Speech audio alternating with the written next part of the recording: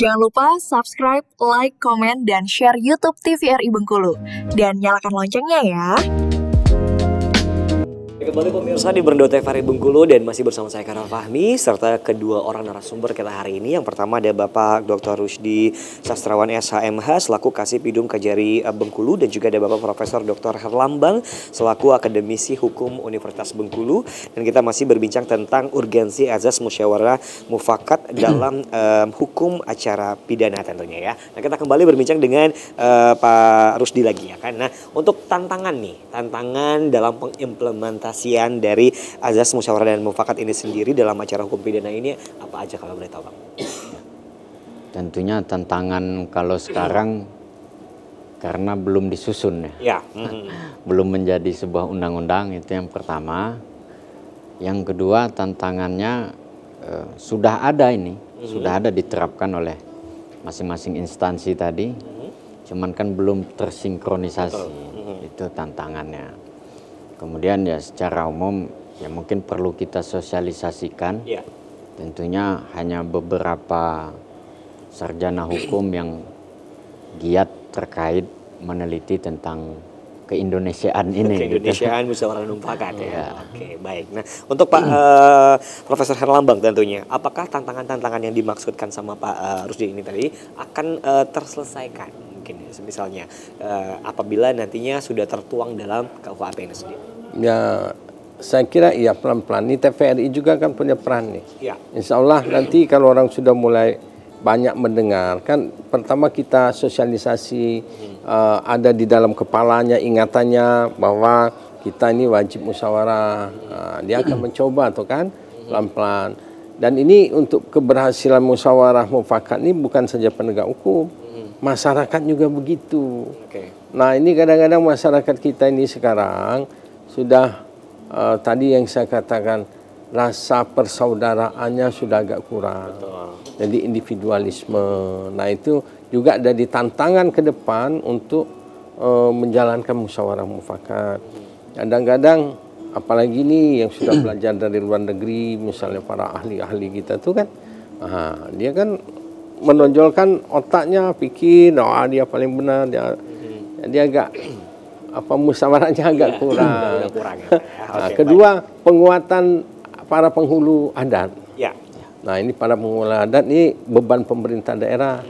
Tolong para penghulu adat yang ada di daerah ini juga dilatih kembali lah, supaya punya keterampilan untuk menyelesaikan masalah, membantu para penegak hukum. Saya kira itu. Betul sekali. Nah, yang ingin saya tanyakan untuk Bapak Profesor tentunya hukum ataupun masalah seperti apa nih? Masalah-masalah ataupun juga kasus-kasus seperti apa yang mungkin bisa diselesaikan dengan yang namanya musyawarah dan mufakat? Apakah semua kasus hukum yang terjadi atau pilih-pilih kasus hukumnya? Kalau saya berpendapat cara ini bisa dijalankan untuk semua kasus. Semua kasus, baik. Ya, yang idealnya. Yang idealnya ya. Tetapi karena masalah teknis dalam artian ada yang susah, ada yang agak susah, kurang. Ini mungkin dalam hal-hal yang terbiasa itu orang gunakan hukum adat.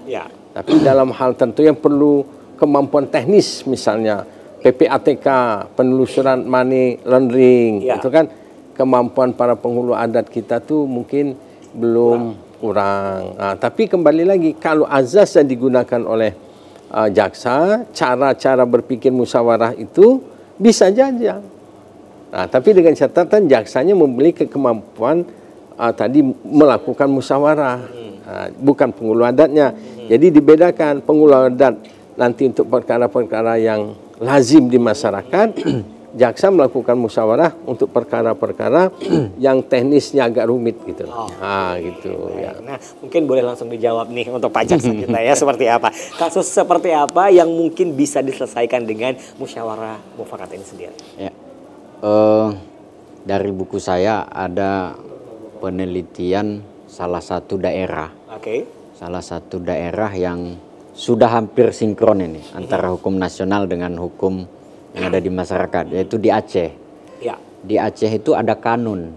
Kanun itu kalau di kita perda ya.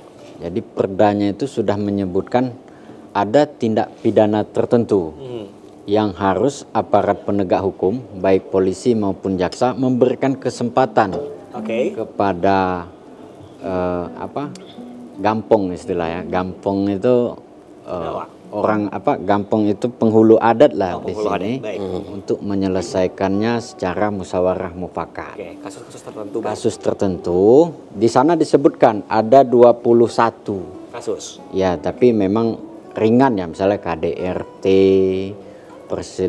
perkelahian, penganiayaan yang tidak menyebabkan mati gitu ya. Kemudian ribut mulut gitu kan, rata-rata ringan lah ya, rata-rata ringan yang ancamannya tidak sampai 5 tahun lah, tidak 5 tahun lebih gitu. Mungkin itu bisa menjadi contoh ya untuk permulaan. Kalau memang nanti memang pengen secara azas tadi memang maunya semua tindak pidana, tapi kan bertahap. Bertahap. Mungkin ya perlu juga pemahaman para legislator ya, karena kan yang membuat undang-undang ini kan DPR sama presiden ini. Iya, betul. Kalau kami jaksa polisi ini kan melaksanakan setelah yang disahkan. Lagi nanti para pembuat undang-undangnya ketika nanti studi kasus atau melakukan perjalanan dinasnya dengan ke daerah-daerah, mungkin itu bisa menjadi contoh ya. Baik. Nanti kita akan lanjutkan kembali obrolan kita, Pak. Kita akan jadikan terlebih dahulu. Pemirsa tetap bersama kami tentunya di Berendo TVRI Bengkulu.